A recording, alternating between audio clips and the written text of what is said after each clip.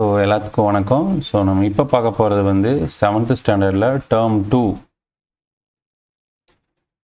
Lesson தான் பார்க்க போகிறோம். ஸோ இதில் வந்து லெசன் 1 அழகு யூனிட் 1ல் பார்க்க போகிற லெசன் பேர் வந்து வெப்பம் மற்றும் வெப்பநிலை. Okay, done. இதை தான் நம்ம என்ன பண்ண போகிறோம், பார்க்க போகிறோம். சரி, ரைட். ஸோ இந்த கற்றல் நோக்கங்கள்னு பார்த்துட்டோன்னா, வெப்பநிலை மானி வேலை செய்யும் தத்துவத்தினை புரிந்து கொள்ளுதல், வெப்பநிலை மானியை பயன்படுத்தி வெப்பநிலையை அளவிடுதல், வெப்பநிலை மானி திரவங்கள் பற்றி அறிந்து கொள்ளுதல், மருத்துவம் மற்றும் ஆய்வக வெப்பநிலை மானிகளை வேறுபடுத்துதல், வெப்பநிலையின் பல்வேறு அலகுகளை அறிதல், வெப்பநிலையின் மதிப்பினை ஒரு வகை அளவீட்டிலிருந்து மற்றொரு அளவீட்டிற்கு மாற்றுதல் சொல்லி பற்றி தான் பார்க்க போகிறோம். ஸோ வெப்பநிலை மானிங்கிறது ஒன்றும் இல்லைங்க, நம்ம டாக்டர்கிட்ட போகும்போது டெம்பரேச்சர் செக் பண்ணுறதுக்கு கொடுப்பாங்கள்ல, டெம்பரேச்சர் பாதரச மீட்டர்னு சொல்லுவாங்க. பாருங்கள் மேலே இருக்குது பார்த்தீங்களா டயக்ராமில். ஸோ இதுதான். ஸோ இதை வந்து அது எவ்வளோ டைப் இருக்குது அதை பற்றி பார்க்க போகிறோம். அதுக்கப்புறம் அது வந்து அதுக்கு எவ்வளோ யூனிட்ஸ் இருக்குது, அதுக்கப்புறம் லேபில் யூஸ் பண்ணுற டெம்பரேச்சருக்கு அந்த வெப்பநிலைக்கும் நம்ம அந்த ஹாஸ்பிட்டலில் யூஸ் பண்ணுறதுக்கு என்ன வித்தியாசம்னு சொல்லி பார்க்க போகிறோம். வெப்பநிலை மானி வந்து எதோட பிரின்சிபலில் வந்து செயல்படுதுன்னு சொல்லி பார்க்க போகிறோம்.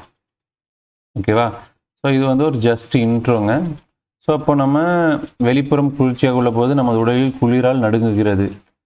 ஏன்னு என்னைக்காவது நம்ம யோசிச்சிருக்கோமா? கிடையாது. அதே மாதிரி வெளியில் ரொம்ப வெப்பமாக இருந்தாலும் நமக்கு என்னது வேர்க்கும். இது ஒய். இதெல்லாம் நம்ம யோசிச்சிருக்கோமா? சம்டைம்ஸ் சிலர் யோசிச்சிருப்பாங்க, சிலர் யோசிக்காமல் இருப்பாங்க. ரைட். ஸோ இப்போ திங்க் பண்ணி பாருங்கள், ஏன் நமக்கு வெளியே வந்து குளிர்ச்சியாக இருந்தால் நமக்கு வந்து குளிராகவும் நடுங்குதும், அதே மாதிரி வெயில் வெப்பமாக இருந்தால் நமக்கு ரொம்ப வேக்குதுன்னு சொல்லி நம்ம யோசிச்சு பார்க்கணும். ஏன்னா ஸோ இந்த ரீசன் தான் பாருங்கள். ரீசன் என்னென்னா வெப்பம்தான். சரி, ரைட். இதை எப்படி நம்ம வந்து யூஸ் பண்ணுறது, கண்டுபிடிக்கிறது அப்படின்னு சொல்லி இந்த லெசனில் கொடுத்துருக்காங்க. சரியா? ஸோ பாருங்கள். ஸோ அதாவது எல்லாத்துக்கும் புரிகிற மாதிரி ஒரு டெஃபினிஷன், ஒரு பொருளின் வெப்பம் அல்லது குளிர்ச்சியின் அளவீடு வெப்பநிலை என அழைக்கப்படுகிறது அப்படின்னு சொல்லி எல்லாத்துக்கும் புரிகிற மாதிரி கொடுத்துருக்காங்க. வெப்பம் அல்லது குளிர்ச்சி அதை வந்து அளவீடு பண்ணுறது தான் வெப்பநிலை அப்படின்னு சொல்கிறாங்க. சரி, ரைட்டு.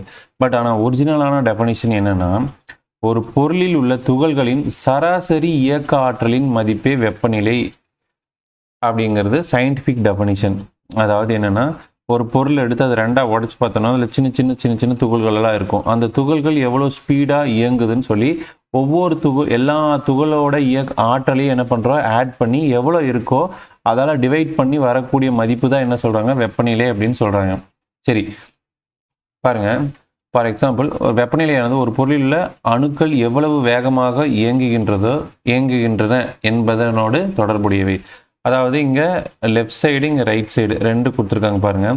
லெஃப்ட் சைடு இருக்கிறது பாருங்கள், இதுதான் துகள்கள். பாருங்கள் கொஞ்சம் நோஞ்சா மாதிரி அங்கேயும் இங்கேயும் போயிட்டு இருக்கு. பட் அதுவே அதோட ஷேடாக பாருங்கள் கொஞ்சம் தான் இருக்குது. பட் அதே ரைட் சைடு இருக்கிறதோட துகள்களோட ஷேடாக பாருங்கள் அங்கேயும் இங்கேயும் வேகமாக வந்து என்ன சுற்றிட்டு இருக்குது. ஸோ இப்போது இந்த ரெண்டு பொருள் இருக்க துகள்கள் வந்து ரைட் சைடில் இருக்கிற துகள்களோட அந்த ஸ்பீடு தான் அதிகமாக இருக்குது. ஸோ அப்போ ரைட் சைடு இருக்கிறது தான் என்னதான் இருக்கும், வெப்பமாக இருக்கும்னு சொல்லி நம்மளுக்கு புரிகிற மாதிரி ஒரு டயக்ராம் கொடுத்துருக்காங்க பாருங்கள். இடப்புறம் உள்ள துகள்களின் இயக்க ஆற்றலை காட்டிலும் வலப்புறம் உள்ள துகள்களின் இயக்க ஆற்றல் அதிகமாகும். எனவே வலப்புறம் உள்ள துகள்களே அதிக வெப்பநிலையில் காணப்படுகின்றது அப்படின்னு சொல்கிறாங்க. ரைட்.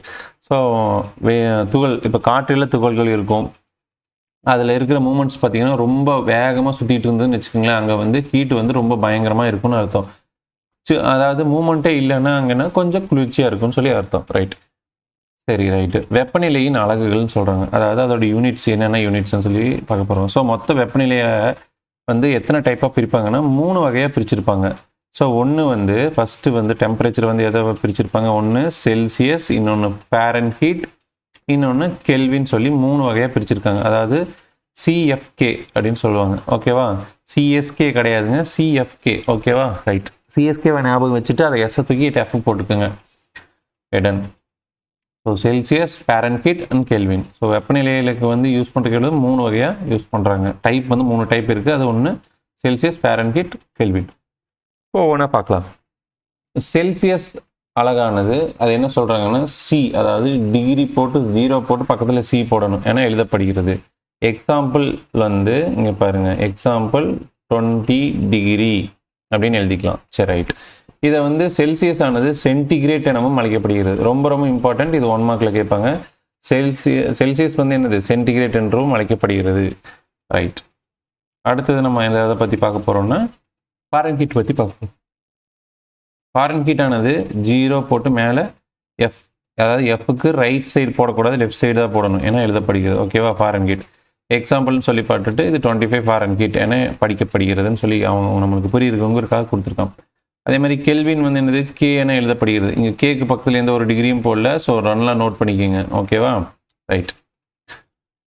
இப்போது இந்த 3 அலகு இருக்குது. இதோட வெப்பநிலையின் எஸ்ஐ அலகுன்னு பார்த்தீங்கன்னா கெல்வின் தான். செல்சியஸுக்கும் கொடுக்கல, ஃபாரன்ஹீட்டுக்கும் கொடுக்கல, ஆனால் என்னது, கெல்வின் தான் சொல்லணும். ஸோ வெப்பநிலையில் அலகுன்னு கேட்டாங்கன்னா மொத்தம் 3 இருக்குது சார், அது எது சொல்கிறதுன்னு சொல்லி நீங்கள் சாரை கொஸ்டின் எகைன் நீங்கள் ரைஸ் பண்ணுங்கள்.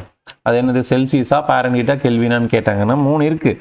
உங்களுக்கு என்ன வேணும்னு கேட்டாங்கன்னா எஸ்ஐ அலகு சொல்ல சொன்னாங்கன்னா கெல்வின்னு சொல்லணும். ஓகேவா? ரைட். அவ்வளோதாங்க. ஸோ இப்போது நம்ம என்ன படித்தோன்னா வெப்பநிலை என்ன, அதோட அலகுகள் பற்றி நம்ம பார்த்துருக்கோம். அவ்வளோதாங்க. ஸோ இது ஒரு 5 மார்க் கொஸ்டினில் வரும். வெப்பநிலை என்றால் என்ன, அதன் வகைகளை வகைப்படுத்துக அப்படின்னு சொல்லி கேட்டாங்கன்னா இதுதான் எழுதணும். சப்போஸ் 1 மார்க்ஸில் வந்து கேட்டாங்கன்னா உங்களுக்கு ஒரு பொருளில் உள்ள துகள்களின் சராசரி இயக்க ஆற்றலின் மதிப்பே வெப்பநிலை அப்படின்னு சொல்கிறாங்க. அது 3 வகைன்னு சொல்லி நம்ம படித்தாச்சு. அப்புறம் அதில் உள்ள, அதாவது இன்னொன்று கூட கேட்பாங்க, உங்களுக்கு புரிஞ்சிருக்கா இல்லையான்னு செக் பண்ணு. ஒரு பொருளில் உள்ள துகள்களின் இயக்கம் வந்து ரொம்ப ஸ்பீடாக இருந்ததுன்னா டெம்பரேச்சர் அதிகமாக இருக்கும், அதே கம்மியாக இருந்ததுன்னா டெம்பரேச்சர் கம்மியாக தான் இருக்கும். Okay, ton. ஸோ இது வரைக்கும் போதும். நம்ம வந்து சின்ன சின்ன வீடியோஸாக பார்க்கலாம், அதுதான் வந்து கம்ஃபர்டபுளாக இருக்கும்.